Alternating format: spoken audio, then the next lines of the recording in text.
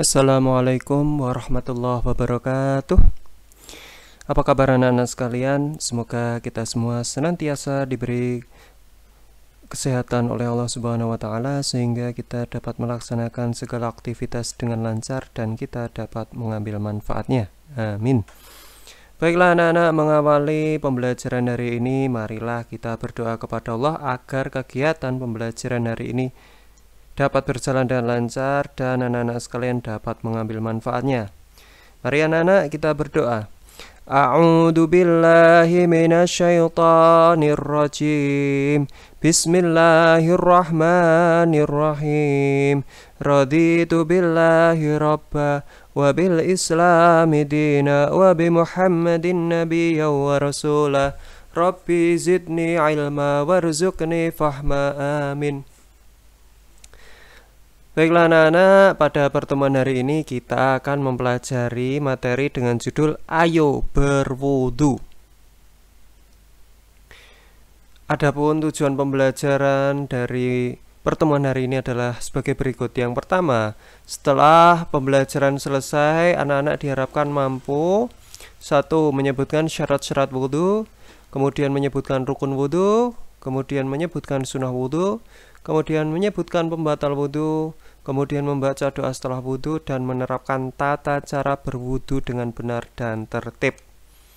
Nah, supaya seluruh tujuan pembelajaran ini dapat tercapai dengan baik, tercapai secara sempurna, maka anak-anak sekalian diharapkan untuk memperhatikan apa yang Pak Fajrin sampaikan sehingga dapat memahami materi yang kita pelajari hari ini. Baiklah, kita mulai. Yang pertama adalah syarat-syarat wudu. Apa saja syarat-syarat wudu? Syarat-syarat wudu yang pertama adalah tidak berhadas besar. Maksudnya tidak berhadas besar artinya kita ketika hendak berwudu dipastikan tidak sedang terkena hadas besar. Jadi pada dasarnya wudhu itu adalah untuk mensucikan diri dari hadas kecil. Adapun untuk membersihkan diri dari hadas besar yaitu dengan cara mandi wajib. Kemudian yang kedua yaitu Islam. Jadi orang yang berwudhu tapi agamanya tidak Islam maka wudhunya tidak diterima, wudhunya tidak sah. Oleh karena itu supaya wudhunya sah maka haruslah beragama Islam.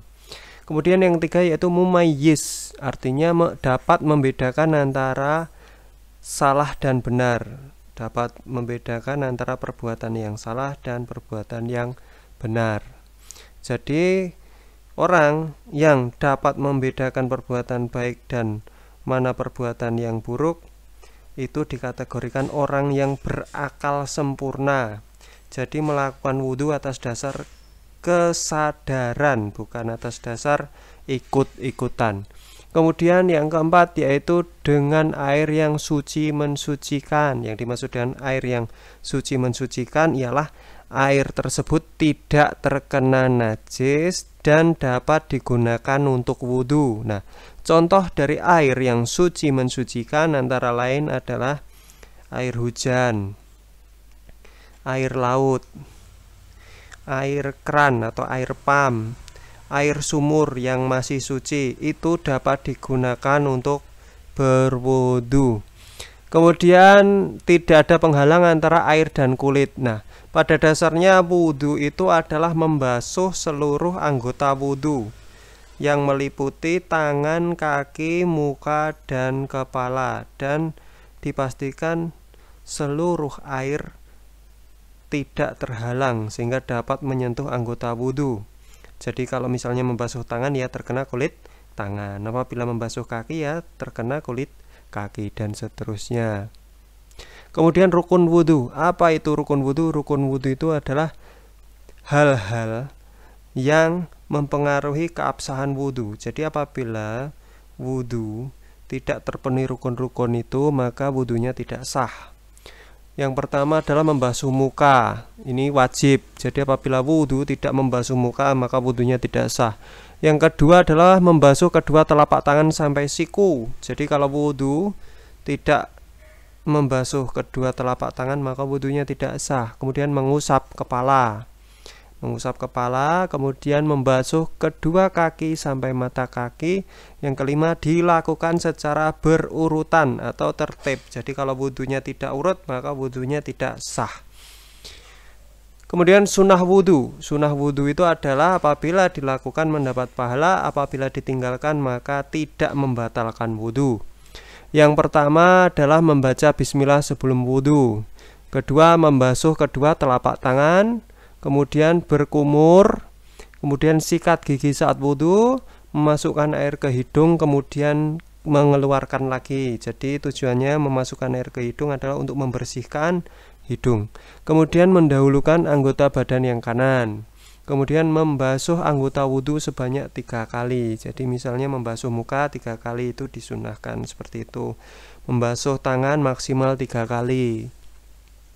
Kemudian berdoa setelah wudhu. Nah, bagaimana bunyi doa setelah wudhu nanti akan Pak Fajrin terangkan. Selanjutnya adalah macam-macam pembatal wudhu. Apa saja yang membatalkan wudhu? Yang pertama adalah keluarnya sesuatu dari kubul dan dubur. Kubul itu adalah lubang yang digunakan untuk mengeluarkan air kencing, itu namanya kubul. Sedangkan dubur adalah lubang yang digunakan untuk mengeluarkan pup atau mengeluarkan itu namanya dubur. Jadi apabila keluar sesuatu di antara kubul atau dubur maka wudunya batal. Misalnya kentut, pipis, dan lain sebagainya, itu membatalkan wudu.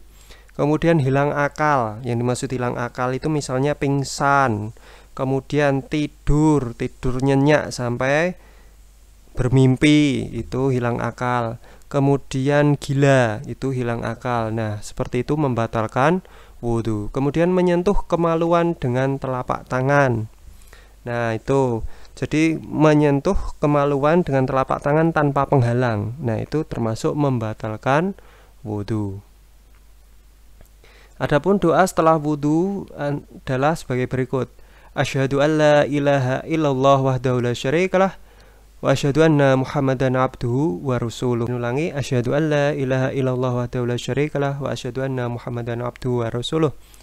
Yang artinya aku bersaksi bahwa tiada Tuhan yang hak kecuali Allah yang Maha Esa dan tidak ada sekutu baginya, dan aku bersaksi bahwa Nabi Muhammad adalah hamba dan utusannya. Jadi nanti anak-anak menghafal doa setelah wudu.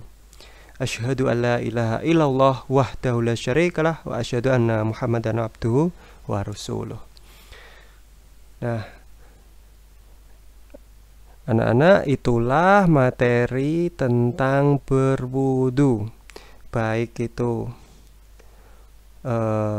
sunnah, rukun, syarat-syaratnya. Adapun tata cara berwudu secara berurutan, yang pertama adalah membasuh telapak tangan.